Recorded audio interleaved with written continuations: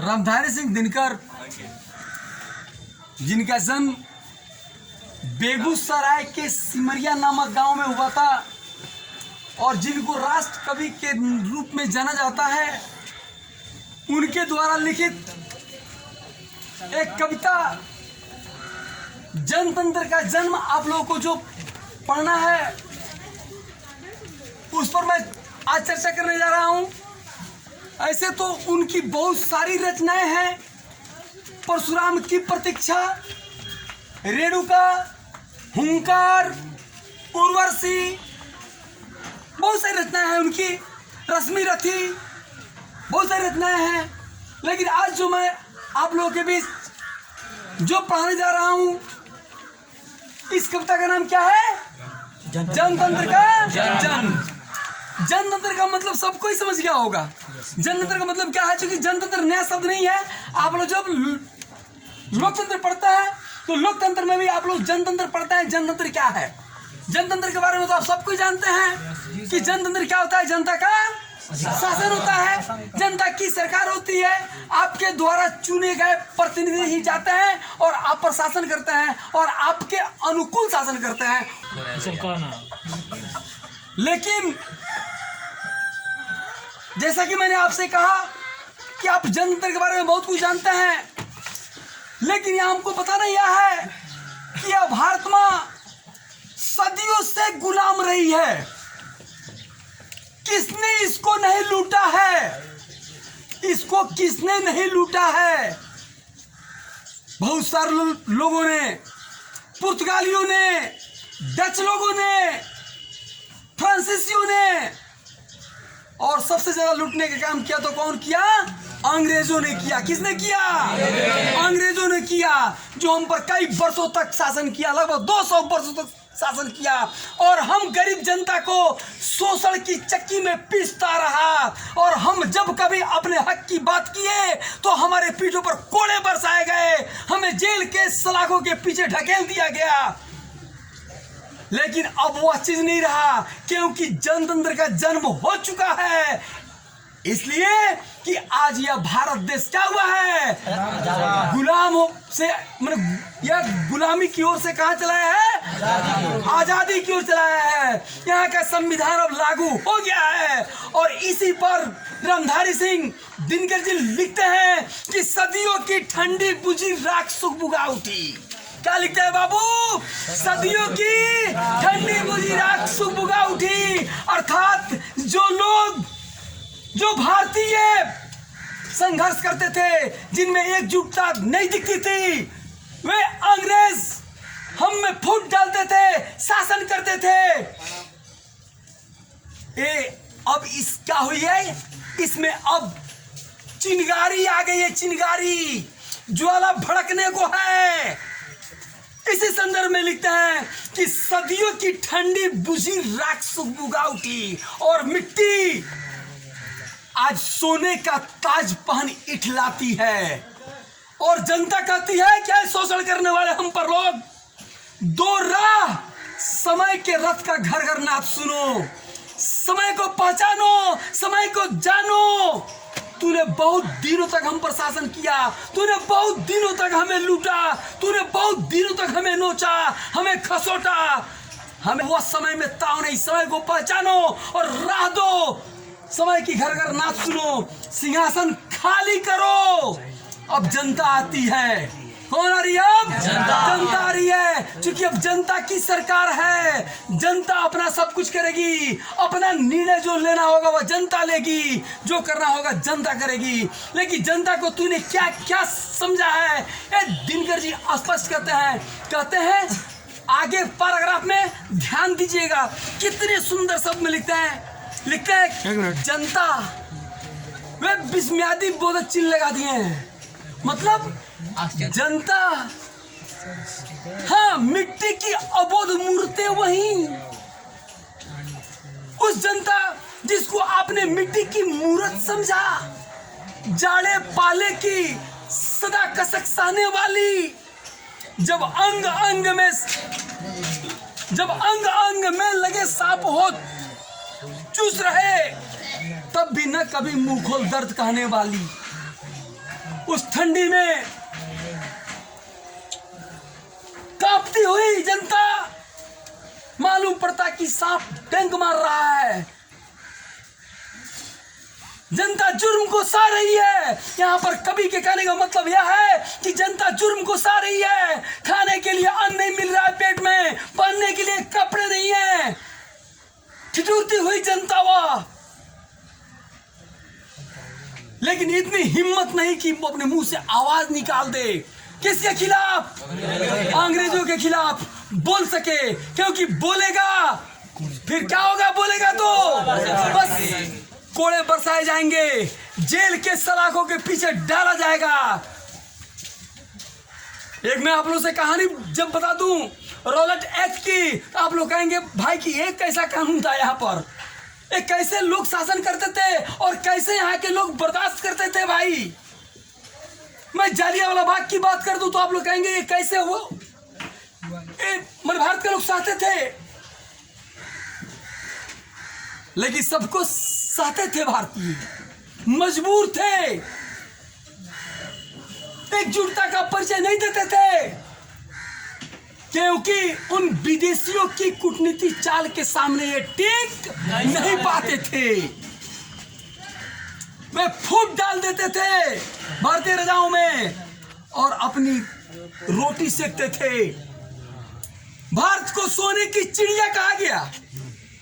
भारत को क्या कहा गया? सोने की चिड़िया कहा गया। लेकिन किसी ने इसके पर तोड़ डाले, किसी ने इसके चोंच तोड़ डाले, किसी ने इसके पंख तोड़ डाले। जिसको जो मौका मिला, किसी ने अपने मौका को अपने हाथों से जाने नहीं दिया और भारतीय लोग चुपचाप देखते रहे।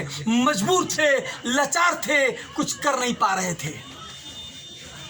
अगले पैराग्राफ में लिखते हैं फिर वे रामधारी सिंह जी कि जनता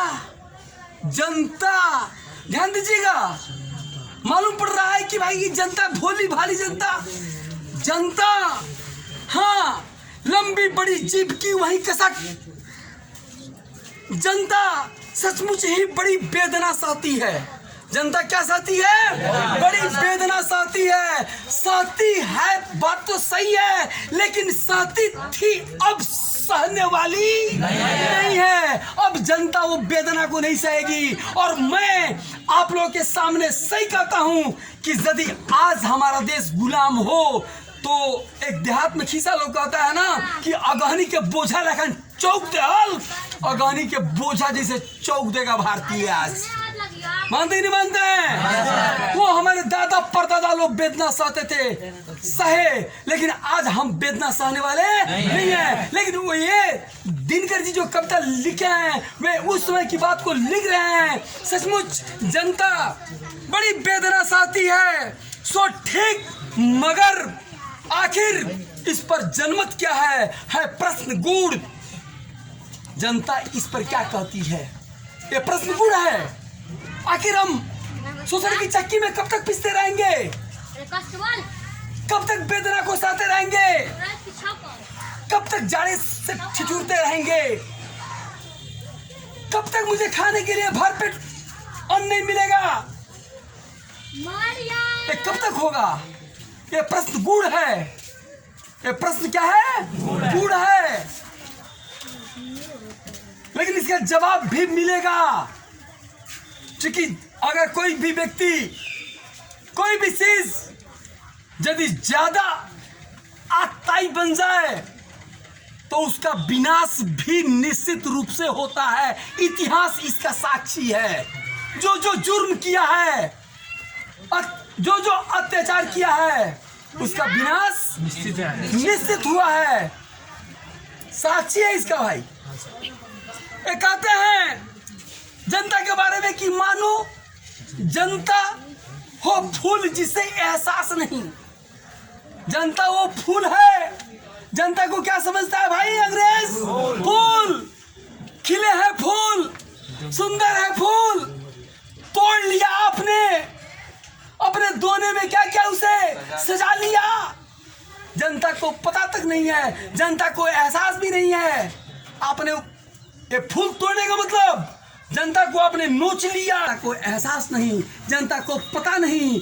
आपने ये समझा कि बच्चा अपनी माँ से दूध के लिए रोता है, और यदि बच्चा नहीं मानता है तो माँ उसे क्या करती है, कुछ खिलौने थमा देती है। खिलौने ले लो बेटा खेलो, खास करके लोला थमा देती है, लोला ले लो बेटा इसे। और कम से कम शाम को जो चाहा, जैसे चाहा, जिस तरह चाहा इस्तेमाल किया, हमारे धन को लूटा, और अपने धन के लिए, अपनी संपत्ति के लिए हमने जब कभी आवाज उठाई तो हम पर कोड़े बरसे, हमें जेल के पीछे धकेल दिया गया, और हम देखते रहे, सुनते रहे, सहते रहे। ये कहते हैं आगे, लेकिन ये देखिए एक बात और है कि जनता यदि सही एकमत हो जाए, अमीर वर्ग वाले लोग, हम गरीबों पर शासन करते हैं, जुर्म ढाते हैं, लेकिन यदि सारे गरीब एक हो जाएं, एक स्वर में बोलना शुरू कर दे, आवाज एक साथ यदि बुलंद करें, तो उनके महलों की नींव भी क्या होगी, उखड़ जाएगी। इसी संदर्भ में लिखते हैं, कभी कहते हैं कि लेकिन होता भूडोल बवंडर उठते हैं। बवंडर क्या होता है, उठते हैं कब, जब जनता कोपाकुल हो, भ्रिकुटी चढ़ाती है, जब जनता कोपाकुल होती है, जनता जब गुस्से में आती है, जनता जब अपने एकदम ताव में आ जाती है, तो उस समय बड़े बड़े महलों की नींव भी क्या होती है, हिल जाती है, उखड़ जाती है, बवंडर उठ जाते हैं। ये कहते हैं कि दो राह समय के रथ का घर घर नाच सुनो। ऐ शासन करने वाले लोग, हम पर जुर्म ढाने वाले लोग, समय को पहचान, समय को जान, अब वो समय नहीं रहा, और जितना जल्दी हो सके सिंहासन को खाली करो। क्यों? क्योंकि अब जनता आ रही है, और अब सत्ता की बागडोर जनता खुद अपने हाथों में लेने वाली है। कहते हैं आगे फिर कि हुंकारों से महलों की नींव उखड़ जाती। हुंकार कर देने से क्या होती है, महलों की नींव भी उखड़ जाती है। सांसों के बल से ताज हवा में उड़ता है। अगर एक बार गरीब जनता सांस लेकर के छोड़ दे तो क्या मजाक कि उनके ताज उड़ नहीं जाए, उठ नहीं जाए। मानते ही नहीं मानते हैं? अरे मैं तो ये कहता हूं, पहले लोग गरीबी की चक्की में पिसे हुए थे। आज का यदि दौर हो, और आज किसी तरह के मशीन गन की जरूरत नहीं है, किसी तरह के AK-47 AK-56 की जरूरत नहीं है, 2.5 हाथ के लब्जा की जरूरत है।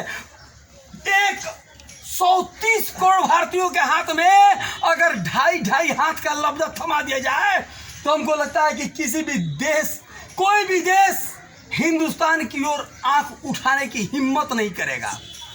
मानते ही नहीं मानते हैं? कोई शक है इसमें? कोई शक नहीं इसमें। कहते हैं कि हुंकारों से महलों की नींव उखड़ जाती, सांसों के बल से ताज हवा में उड़ता है। जनता की रोक के राह समय में ताव कहाँ, वो समय में अब ताव कहाँ है, वो समय में अब वो दम कहाँ है कि जनता की राह को रोक ले, जनता की रास्ता को रोक ले।